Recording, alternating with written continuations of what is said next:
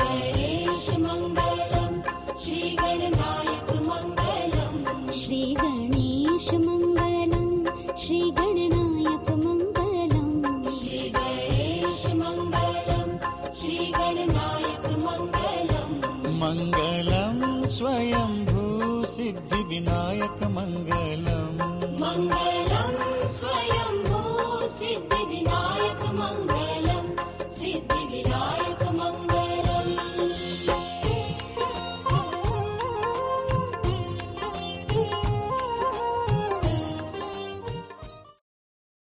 Welcome to the Bhajnavali broadcast, directed and hosted by Sri Gyan Rajhans.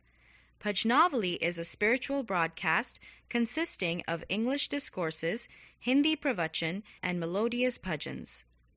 भजनावली के प्रसारण में आपका स्वागत है. हमारे प्रसारण में आप अंग्रेजी और हिंदी प्रवचनों और मधुर भजनों सुनते हैं. धन्यवाद. Now, here is your host, Sri Gyan Rajhans. Thank you, Shalini. Dear worldwide devotees of Bhajnavali, tomorrow is the start of fortnight of our annual ancestor worship, commonly known as Pitri Paksha or annual Shraddh. A fortnight of prayers and donations on behalf of our forefathers, or you can say the departed parents, grandparents, and beyond, showing our gratitude. Pitri Paksha or Shraddh will end with Mahalaya Amavasya. For years, I have been telling you the significance of annual ancestor worship. Today, my co-host Shalini Rajhans and I will answer 3 most often asked questions about Pitri Paksha in English, and they are: what is Pitri Paksha? Why is it called Shraddh? And why must you observe it to revive the memories of your departed parents, grandparents, and other ancestors in order to obtain their blessings during the days of Shraddh? In Hindi, I will tell you how our ancestors visit us during the days of Pitri Paksha, and if they are pleased with our prayers and donations, they fulfill all our desires. तो भजनावली के विश्वव्यापी श्रोताओं, कल हमारा वार्षिक पितृपक्ष अर्थात श्राद्ध का आरंभ हो रहा है. अतएव गत वर्षों की भांति आज आपको पुनः विस्तार से बताया जाएगा कि पितृपक्ष में हम अपने पूर्वजों के प्रति अपनी कृतज्ञता किस प्रकार दर्शा सकते हैं और उनसे क्या लाभ होता है. पुनः एक बार याद दिला दूं कि हिंदू धर्म के अतिरिक्त कोई और धर्म नहीं है जिसमें दिवंगत पितरों को प्रत्येक वर्ष 15 दिनों तक याद करते हुए उनकी आत्मा की शांति के लिए प्रार्थना करते हैं और गरीबों को उनके लिए और उनकी आत्मा की शांति के लिए हम अन्नदान करते हैं. Before I tell you all about, or Shalini and I both tell you all about Pitri Paksha, here are 2 bhajans very much liked by my late parents.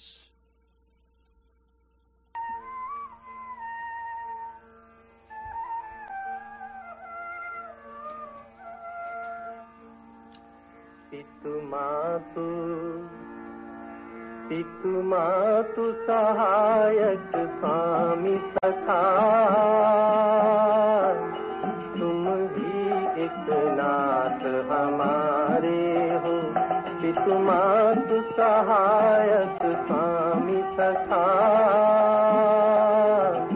तुम ही एक नाथ हमारे हो.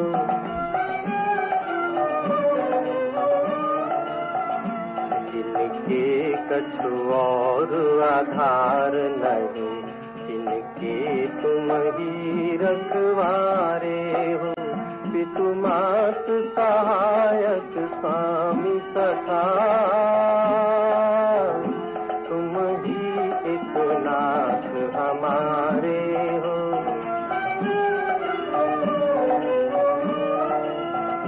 सब भांति सदा सुखदायक हो, दुख दुर्गुण नाशन हारे हो।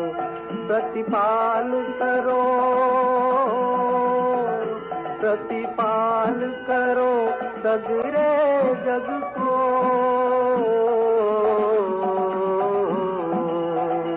अतिशय करुणा उर्धारे हो, पितु मातु सहायक स्वामी सखा, तुम ही एक नाथ हमारे हो।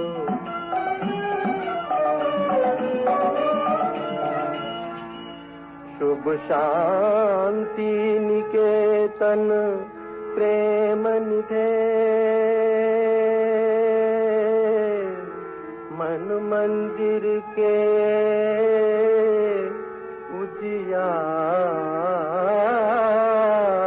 हो। इस जीवन के तुम जीवन हो, इन प्राणन के तुम प्यारे हो। इन प्राणन के तुम प्यारे हो। तुम तो प्रभु पाए प्रताप हरि, कही के अगु और सहारे हो। पितु मातु सहायक स्वामी सखा, तुम ही एक नाथ हमारे हो। पितु मातु सहायक स्वामी सखा।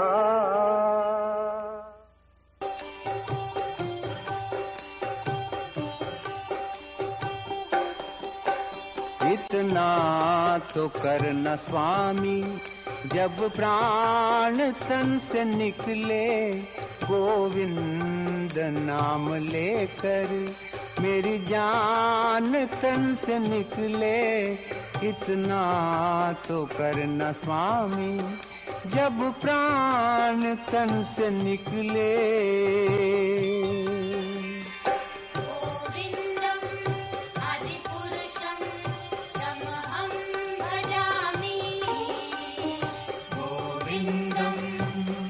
पुरुषं तमहं भजामि।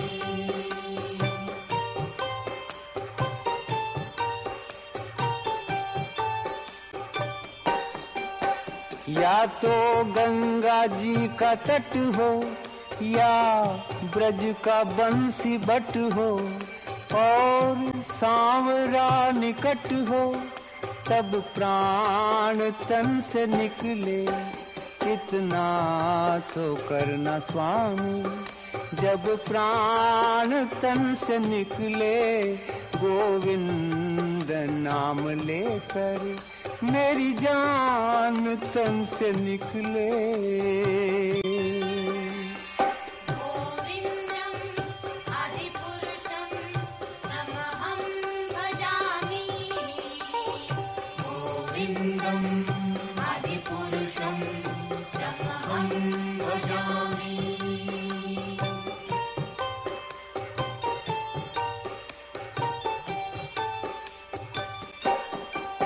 सिर सोहना मुकुट हो, मुखड़े पे काली लट हो, यही रूप मेरे घट हो, तब प्राण तन से निकले।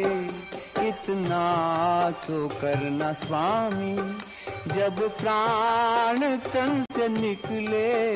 गोविंद नाम लेकर मेरी जान तन से निकले।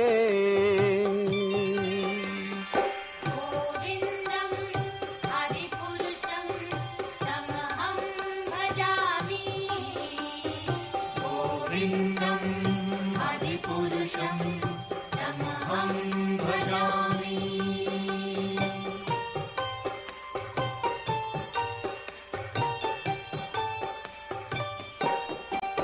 मेरे सन्मुख प्रभु खड़ा हो, मुरली में सुर भरा हो, तिरछा चरण धरा हो, तब प्राण तन से निकले, इतना तो करना स्वामी।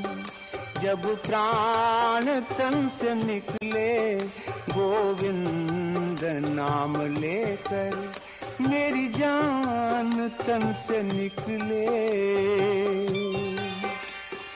गोविन्दं आदिपुरुषं तमहं भजामि गोविन्दं आदिपुरुषं तमहं भजामि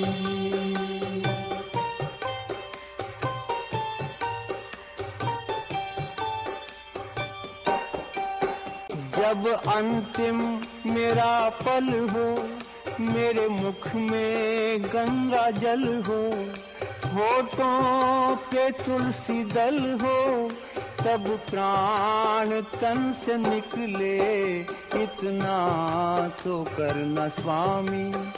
जब प्राण तन से निकले, गोविंद नाम लेकर, मेरी जान तन से निकले। गोविन्दं आदिपुरुषं तमहं भजामि गोविन्दं आदिपुरुषं तमहं भजामि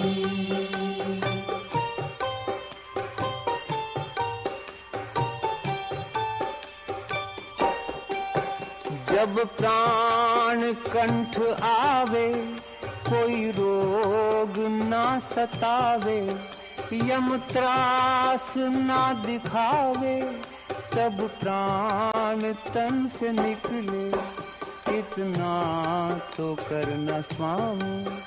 जब प्राण तन से निकले, गोविंद नाम लेकर, मेरी जान तन से निकले।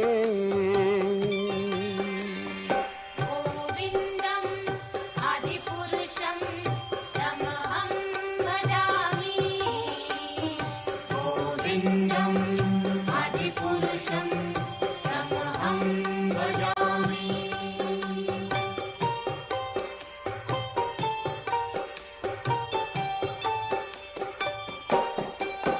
प्रभु ये मेरी अरज है, मानो तो क्या हरज है, कुछ तुम्हारी भी फरज है। जब प्राण तन से निकले, इतना तो करना स्वामी। जब प्राण तन से निकले, गोविंद नाम लेकर, मेरी जान तन से निकले। गोविन्दं आदिपुरुषं तमहं भजामि गोविन्दं आदिपुरुषं तमहं भजामि गोविन्दं आदिपुरुषं तमहं भजामि What is Pitri Paksh? Why is it called Shraddh? And why and how should Hindus observe it? The answer given by Gyan Rajhans as follows. The meaning of Pitri Paksh. Pitri means ancestors and Paksh means half of a lunar month. Pitri Paksh is celebrated in the dark fortnight of the Hindu month of Ashwin. Pitri Paksh observes a Hindu's petition to God on behalf of the departed ancestors. It is believed that the offspring who does not offer oblations, donations of food, etc., and prayers with reverence for his or her ancestors during the Pitri Paksh is ungrateful and goes down to hell. Please note, with reverence, which in Sanskrit or Hindi means Shraddha. This word Shraddha is the origin of the word Shraddh. another name for Pitri Paksh. Along with the rituals of oblation and donation, the spirit of reverence in the heart also is very necessary in the performance of the Shraddh ceremony. What do the scriptures say? The Hindu scriptures say, "He who neglects the performance of annual Shraddh during Pitri Paksh is born in his next birth in a poor family, suffers from poverty." As the nursing of one's parents during their lifetime is one's duty and must be performed, similarly, after death, the parents and grandparents assume the intermediate subtle body and go to the abode of ancestors, known as Pitri Lok. Performance of Shraddh by their offsprings is the primary means by which their hunger and thirst can be removed. It is believed that our departed Pitris, ancestors, who have neither attained salvation nor have been reincarnated, live in the Pitri Lok in the form of spirits, and visit us once a year in the Pitri Paksh, expecting us to perform an act of charity and offer prayers on their behalf so that they can be absolved of all sins. It has been pointed by Manu Smriti, the main scripture of Hindu conducts, that when one performs Shraddh with devotion and faith, he obtains the blessing of not only his ancestors, but also God and departed sages. How to observe it? What should one do during the Pitri Paksh? The age-old ritual requires one to perform Arghaya, water oblation, Havan, fire offering, feeding of Brahmins, and Tarpan, water libation, using the kusha grass during the entire fortnight. However, Sri Gyan Rajhans maintains that the longevity of Hinduism lies in the way it changes its ritualistic practices according to the changing times and locations. So here are the shortest and easiest things that you can do during the fortnight of Pitri Paksh. Wake up every day of the fortnight before the sunrise. This is only for 14 days of the year. It can easily be done. Plus, you owe at least that much to the ancestors because of whom you exist. After waking up, take a jug of water, go outside the house or in the balcony of the apartment, face the rising sun in the east, and offer the oblation of water to the sun, praying to him that your oblation with reverence should reach your departed ancestors. Try to remember the names of as many ancestors as you can, at least up to your grandparents.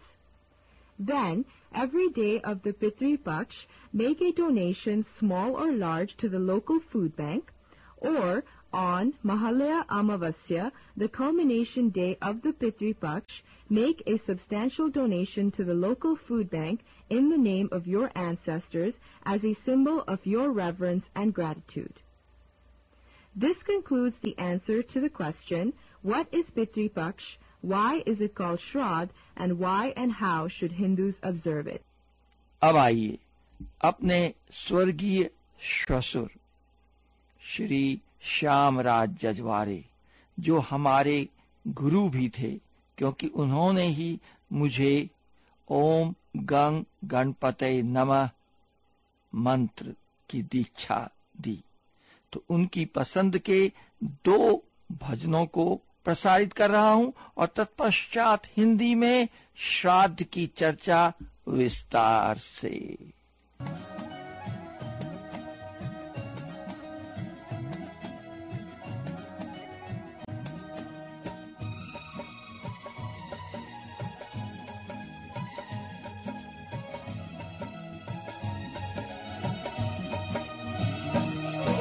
भगवान तेरी दुनिया में, श्री राम तेरी दुनिया में, इंसाफ ये कैसा होता है? कोई धन से तोला जाता है, कोई एक पैसे को रोता है, कोई धन से तोला जाता है, कोई एक पैसे को रोता है। भगवान तेरी दुनिया में, श्री राम तेरी दुनिया में, घनश्याम तेरी दुनिया में, भगवान तेरी दुनिया में, ये कैसा होता है।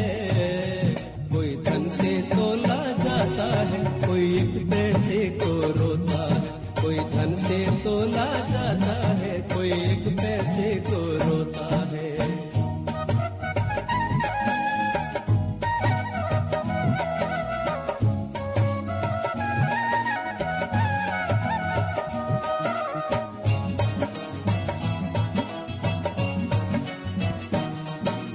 दोनों का तू पिता कहाए, दोनों तेरी संतान है। दोनों तेरे ही बेटे हैं, दोनों एक समान है। कोई महलों में राज करे, कोई महलों में राज करे, कोई नंगा सड़क पे रोता है। कोई धन से तोला जाता है, कोई एक पैसे को रोता है।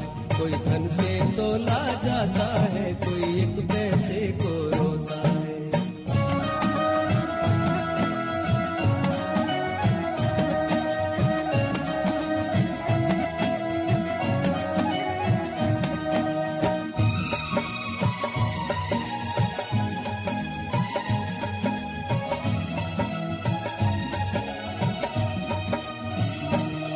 कहीं सुख का सागर बहता है, कहीं दुख का बसेरा होता है।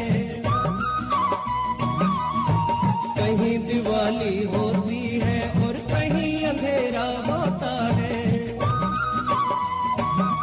कोई खेले खेल खिलौनों से, कोई खेले खेल खिलौनों से, कोई रो रो दामन भरता है। कोई धन से तोला जाता है, कोई एक पैसे को रोता है। कोई धन से तोला जाता है, कोई एक पैसे को रोता है।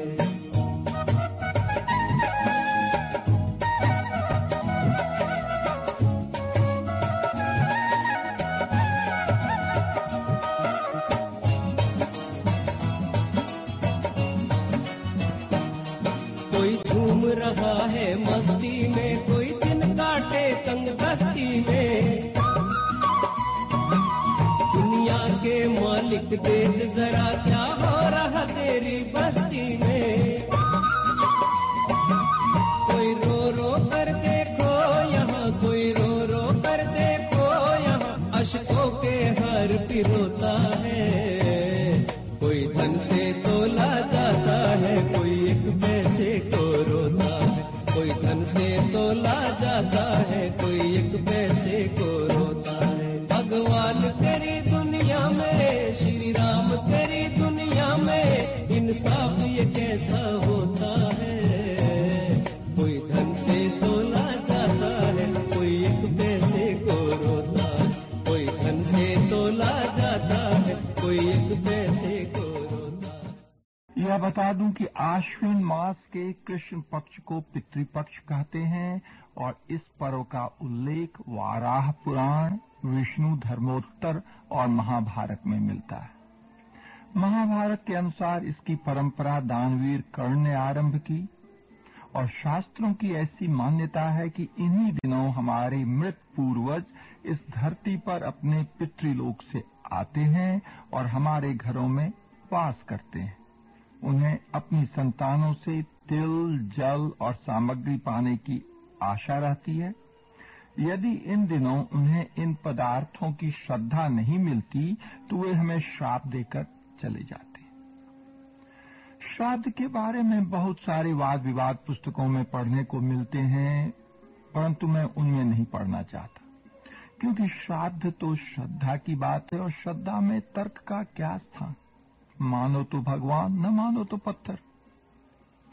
यदि आपको अपने पितरों को कुछ भी अर्पण करने में श्रद्धा नहीं हो तो महालय अमावस्या के दिन अपने पूर्वजों को श्रद्धा से याद अवश्य कर लें। उनके प्रति हमारे बड़े ऋण हैं, उन ऋण से उऋण होना हमारे धर्म के अनुसार हमारा एक पुरुषार्थ है। अतः आप अपने पूर्वजों को प्रसन्न कर इन दिनों उनका आशीर्वाद अवश्य प्राप्त करें।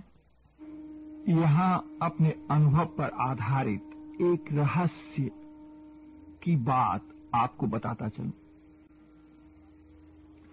पितृपक्ष अर्थात श्राद्ध के दिनों यदि आपने अपने पूर्वजों को प्रसन्न कर लिया तो आपकी कोई भी इच्छा या कामना पूरी हो सकती है।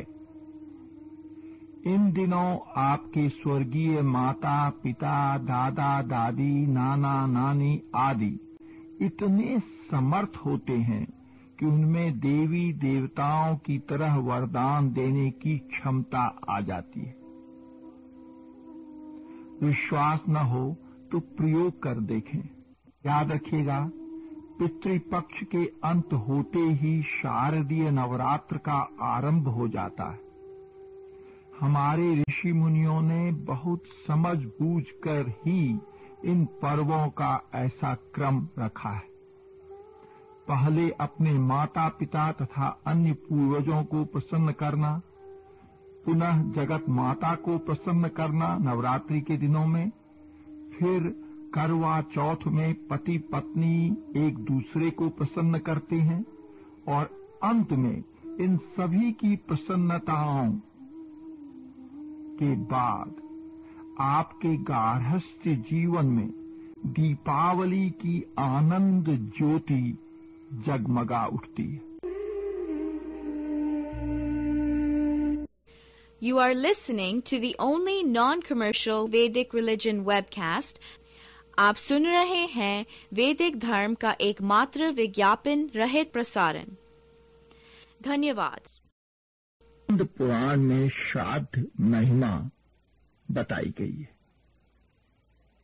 लिखा है कि राजा रोहिताश्व ने मार्कंडेय जी से प्रार्थना की, भगवान मैं श्राद्ध कल्प का यथार्थ रूप से श्रवण करना चाहता हूं। मार्कंडेय जी ने कहा, राजन, इसी विषय में आनर्त नरेश ने भर्तृयज्ञ से पूछा था। ब्राह्मण, मरे हुए जीव तो अपने कर्मानुसार शुभाशुभ गति को प्राप्त होते हैं, फिर श्राद्ध काल में वे अपने पुत्र के घर कैसे पहुंच जाते हैं? भर्तृयज्ञ ने कहा, राजन, जो लोग यहाँ मरते हैं उनमें से कितने ही इस लोक में जन्म लेते हैं, कितने ही पुण्यात्मा स्वर्ग लोक में स्थित होते हैं और कितने ही पापात्मा जीव यमलोक के निवासी हो जाते हैं। कुछ जीव भोगानुकूल शरीर धारण करके अपने किए हुए शुभ या अशुभ कर्म का उपभोग करते हैं। राजन, यमलोक या स्वर्ग लोक में रहने वाले पितरों को भी तब तक भूख प्यास अधिक होती है जब तक कि वे माता या पिता से 3 पीढ़ी के अंतर्गत रहते हैं। जब तक वे मातामह, प्रमातामह या वृद्ध प्रमातामह और पिता पितामह या प्रपितामह पद पर रहते हैं, तब तक श्राद्ध भोग लेने के लिए उनमें भूख प्यास की अधिकता रहती है। पितृलोक या देवलोक के पितर श्राद्ध काल में सूक्ष्म शरीर से श्राद्धीय ब्राह्मणों के शरीर में स्थित होकर श्राद्ध भाग से तृप्त होते हैं, परंतु जो पितर कहीं शुभाशुभ भोग में स्थित हैं या जन्म ले चुके हैं, उनका भाग दिव्य पितर लेते हैं और जीव जहां जिस शरीर में होता है वहां तदनुकूल भोगों की प्राप्ति कराकर उसे तृप्ति पहुंचाते हैं। जो नीच पितरों के लिए अन्न और जल न देकर आप ही भोजन करता है या जल पीता है, वह पितरों का द्रोही है। उनके पितर स्वर्ग में अन्न और जल नहीं पाते हैं। अतः पितरों के लिए शक्ति के अनुसार अन्न और जल अवश्य देना चाहिए। तो बस आज इतना ही। But before I take your leave today, let me warn you.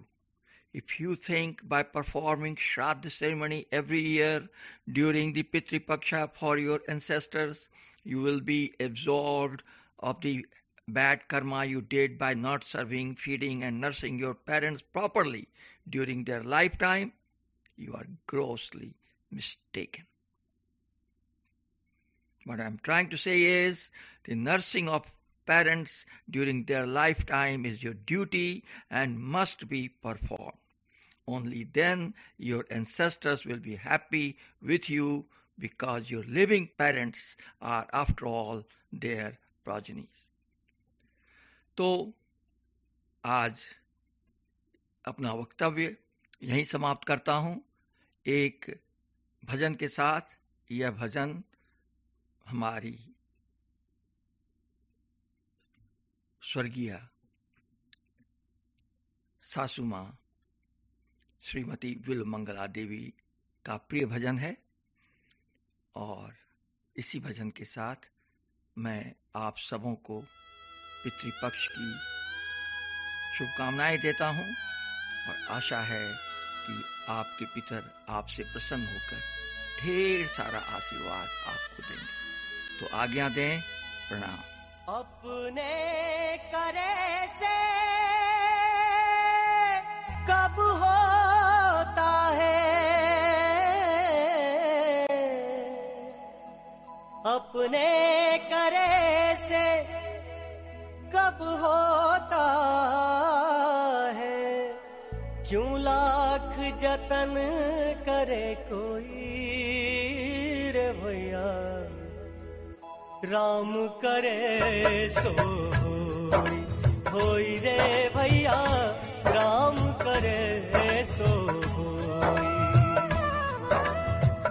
अपने करे से कब होता है, अपने करे से कब होता है, लाख जतन करे कोई रे भैया, राम करे सो होई रे भैया, राम करे सो होई।